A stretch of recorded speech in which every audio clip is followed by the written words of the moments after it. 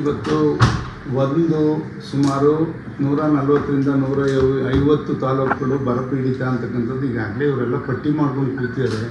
ಅವನ್ನ ಶೀಘ್ರವಾಗಿ ಘೋಷಣೆ ಮಾಡಿ ಅದಕ್ಕೆ ಪರಿಹಾರಗಳು, ಮೇವಿರ್ಬೋದು, ನೀರಿನ ವ್ಯವಸ್ಥೆ ಇರ್ಬೋದು, ಮತ್ತು ಎಲ್ಲ ರೀತಿಯಲ್ಲೂ ಮೂಲಭೂತ ಸೌಕರ್ಯಗಳು ಜಾನುವಾರಿಗೆ ಮತ್ತು ಸಾರ್ವಜನಿಕರಿಗೆ ಮಾಡೋದ್ರಲ್ಲಿ ಈ ಸರ್ಕಾರ ವಿಫಲ ಆಗಿದೆ.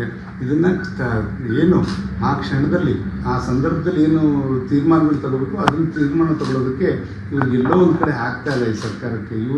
ಇವರ ಒಂದು ಜಂಜಾಟದಲ್ಲೇ ಇನ್ನೂ ಕೂಡ ಕೂತಿದ್ದಾರೆ. ಇವರು ಸಚಿವ ಸಂಪುಟ ಮಾಡೋದು ಮತ್ತು ಅದಕ್ಕೆ ಖಾತೆ ಹಂಚ್ಕೊಳ್ಳೋದು, ಈ ಒಂದು ಜಂಜಾಟದಲ್ಲೇ ಇವರು ಎಷ್ಟು ದಿವಸ ಅಂತ ಕಾಲ ಕಳೀಲಿಕ್ಕೆ ಸಾಧ್ಯ? ಸಿಕ್ಕಿರ್ತಕ್ಕಂಥ ಅವಕಾಶ ಏನು ಜನಾಭಿಪ್ರಾಯ ಕೊಟ್ಟಿದ್ದಾರೆ ಅದನ್ನು ಬಳಸ್ಕೊಂಡು ಒಳ್ಳೆ ಕೆಲಸಗಳು ಆ ಸಾಂದರ್ಭಿಕವಾಗಿ ಆಗಬೇಕಾಗಿರ್ತಕ್ಕಂಥ ನಿರ್ಣಯಗಳನ್ನ ನೀವು ಮಾಡಬೇಕಾಗುತ್ತೆ. ಅದರಲ್ಲಿ ವಿಫಲ ಆಗಿದೆ ಈ ಸರ್ಕಾರ, ಕಾಂಗ್ರೆಸ್ ಸರ್ಕಾರ ಅಂತ ಹೇಳಕ್ಕೆ ಬಯಸ್ತಾರೆ. ಸರ್, ಖಾತೆ ಹಂಚಿಕೆ ಇವರೆಗೂ ಕೂಡ ಆಗಿಲ್ಲ ಸರ್. ನೋಡಿ, ಅದೇನು ಒಂದು ಅನುಮಾನ ಎಲ್ಲರಿಗೂ ಕೂಡ ಮೂಡಿದೆ. ಇವತ್ತು ಬೀದಿ ರಂಪ ಆಗ್ತಾ ಇದೆ. ಇವ್ರದ್ದೇನು ಮಂತ್ರಿಗಳು ಮಾಡೋಕ್ಕೂ ಕೂಡ 2 ತಿಂಗಳು ಕಾಲ ತಗೊಂಡ್ರು. ಯಾಕೆ? ಅದರಲ್ಲಿ ಏನಾದ್ರು ಕೂಡ ಅದರಲ್ಲಿ ವ್ಯಾಪಾರಕ್ಕೆ ಇಟ್ಟಿದ್ದಾರೆ ಇವರು ಮಂತ್ರಿಗಿರಿನ, ಇಲ್ಲ ಈಗ ಖಾತೆಗಳನ್ನು ಕೂಡ ಅದೇ ಥರ ಮಾಡ್ಲಿಕ್ಕೆ ಹೊರಟಿದ್ದಾರೆ ಅಂತಕ್ಕಂಥ ಅನುಮಾನ ಇಡೀ ಬೀದಿನಲ್ಲೂ ಕೂಡ ಹಳ್ಳಿನಲ್ಲೂ ಕೂಡ ಪೆಟ್ಟಿಗೆ ಅಂಗಡಿಯಲ್ಲಿ ಮಾತಾಡೋ ರೀತಿಯಲ್ಲಿ ಈ ಒಂದು ಶೋಚನೀಯ ಪರಿಸ್ಥಿತಿಗೆ ಈ ಸರ್ಕಾರ ಬಂದಿದೆ. ಖಂಡಿತ ಯಾಕೆ ಇವ್ರಿಗೆ ಗೊತ್ತಿಲ್ವಾ? ಎಷ್ಟು ವರ್ಷ ಅನುಭವ ಇದೆ, ಕಾಂಗ್ರೆಸ್ ಸರ್ಕಾರ ಮಾಡಿದ್ದಾರೆ. ಸ್ವಾತಂತ್ರ್ಯ ಬಂದಾಗಿಂದ ಹಲವಾರು ವರ್ಷಗಳು, 50ಕ್ಕಿಂತ ಹೆಚ್ಚು ವರ್ಷ ಇವರು ಆಡಳಿತ ಮಾಡಿರ್ತಕ್ಕಂಥವ್ರಿಗೆ ಯಾರ್ಯಾರಿಗೆ ಹೆಂಗೆ ಕೊಡಬೇಕು ಅನ್ನೋದು ಇವರು ಫಿಂಗರ್ ಟಿಪ್ಪಲ್ಲಿ ಇರ್ತದೆ. ಆದರೆ ಇಲ್ಲೆಲ್ಲೋ ಒಂದು ಕಡೆ ಇವರು ವ್ಯಾಪಾರಕ್ಕೆ ಇಟ್ಟಿದ್ದಾರೆ ಅಂತಕ್ಕಂಥ ಅನುಮಾನ ಇಡೀ ರಾಜ್ಯಾದ್ಯಂತ ಜನಗಳಲ್ಲಿ ಮನೆ ಮಾತಾಡ್ತಾ ಇದೆ. ದಯಮಾಡಿ ಇದನ್ನು ರಾಜಕಾರಣನ ಮತ್ತು ಇದನ್ನು ಅಧಿಕಾರನ ಈ ಥರ ದುರುಪಯೋಗ ಮಾಡ್ಕೋಬೇಡಿ ಅಂತ ಅಲ್ಲ ಸರ್. ಎಂ ಟಿ ಕೃಷ್ಣಪ್ಪ ಈಗಾಗಲೇ ಘೋಷಣೆ ಮಾಡಿದ್ದೇವೆ. ನಾವು ಸನ್ಮಾನ್ಯ ಸಚಿವರು ಕೃಷ್ಣ ಬೈರೇಗೌಡರನ್ನು ಕೂಡ 10 ದಿನಗಳ ಹಿಂದೆನೇ ಕೂಡ ನಾನು ಅವ್ರನ್ನ ಕೇಳಿದ್ದೇನೆ, ಒಂದು ICC ಮೀಟಿಂಗ್ ಮಾಡಿ ಇದರಲ್ಲಿ ಗೊರೂರಲ್ಲಿ ಅಲ್ಲಿ ಹೇಮಾವತಿ ನೀರನ್ನು ಬಿಡಬೇಕು ಅಂತಕ್ಕಂಥದ್ದು ಒತ್ತಾಯನೂ ಕೂಡ ಅದು ಮಾಡಿದ್ದೇವೆ. ICC ಮೀಟಿಂಗ್ ಅಲ್ಲಿ ಅಚ್ಚುಕಟ್ಟಾದ ಶಾಸಕರನ್ನೆಲ್ಲರೂ ಕೂಡ ಕರಿಬೇಕಿತ್ತು. ಇನ್ನೂ ಕೂಡ ಕರೆಯಲಿಕ್ಕೆ ಇವರು ಹೋಗ್ತಾ ಇಲ್ಲ. ಇದೇನೋ ನಮ್ಗೆ ಒಳಗಡೆ ಕೂಡ ಅನುಮಾನ ಇದೆ, ನಮ್ಮ ಭಾಗಕ್ಕೆ ನೀರು ಕೊಡೋಕ್ಕೆ ಇವರೆಲ್ಲರೂ ಕೂಡ ಒಂದು ಮೀನಾಮೇಷ ಎಣಿಸ್ತಾ ಇದ್ದಾರೆ ಅಂತಕ್ಕಂಥ ಭಾವನೆ ನಮಗೆ ಮೂಡ್ತಾ ಇದೆ.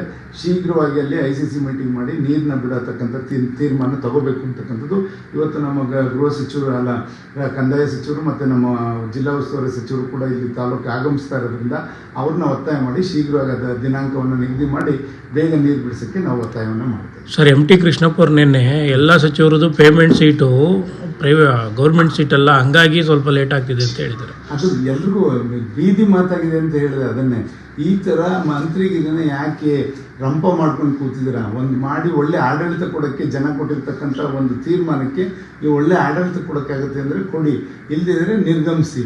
ನಿಮಗೆ ಇಲ್ಲಾಂದರೆ ರೈತರ ಪರನೂ ಇಲ್ಲ, ನೀವು ಸಾರ್ವಜನಿಕ ಬಡವ್ರ ಪರವಾಗಿ ಅಂತಕ್ಕಂಥದ್ದು ಭಾಗ್ಯಲಕ್ಷ್ಮಿ, ಗೃಹಲಕ್ಷ್ಮಿ ಅಂತೆಲ್ಲ ಹೇಳಿದ್ರೆ ಅವನ್ನೂ ಕೂಡ ವೇಳೆಗೆ ಸರಿಯಾಗಿ ಆಗ್ತಾಯಿಲ್ಲ.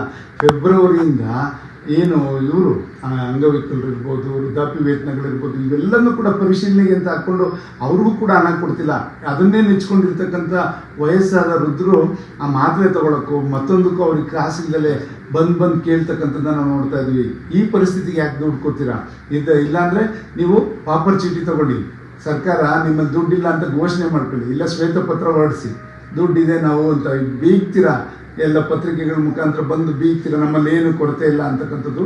ಇಲ್ಲ ಅಂದರೆ ಶ್ವೇತಪತ್ರ ಹೊರಡಿಸಿ ನಿಮ್ಮಲ್ಲಿರ್ತಕ್ಕಂಥ ಅನುದಾನದ ಲಭ್ಯತೆ ಎಲ್ಲದನ್ನು ಕೂಡ ನೀವು ಘೋಷಣೆ ಮಾಡಬೇಕು ಅಂತ ಒತ್ತಾಯ ಮಾಡ್ತಾರೆ. ಸರ್, ಕಾಂಗ್ರೆಸ್ನಲ್ಲಿ ಸಿದ್ದರಾಮಯ್ಯನವರು ಡಮ್ಮಿ ಆಗೋಗ್ಬಿಟ್ರ ಅಂತ ನೀವೇ ನೋಡ್ತಾ ಇದ್ದೀರಾ. ಅವರು ನಮಗೆಲ್ಲೋ ಒಂದು ಕಡೆ ಅನುಮಾನ ಬರ್ತಾ ಇದೆ. ಯಾವಾಗ ಮಂತ್ರಿ ಮಂಡಲ ವಿಸ್ತರಣೆ ಮಾಡೋ ಸಂದರ್ಭದಲ್ಲಿ ಸಿದ್ದರಾಮಯ್ಯರ ಗೈರು ಹಾಜರನ್ನ ನಾವು ನೋಡಿದಾಗ ಎಲ್ಲೋ ಒಂದು ಕಡೆ ಅಲ್ಲಿ ಅಸಮಾಧಾನ ಇದೆ ಅಂತಕ್ಕಂಥ ಭಾವನೆ ಎಲ್ಲರಲ್ಲೂ ಕೂಡ ಮೂಡ್ತಾ ಇದೆ.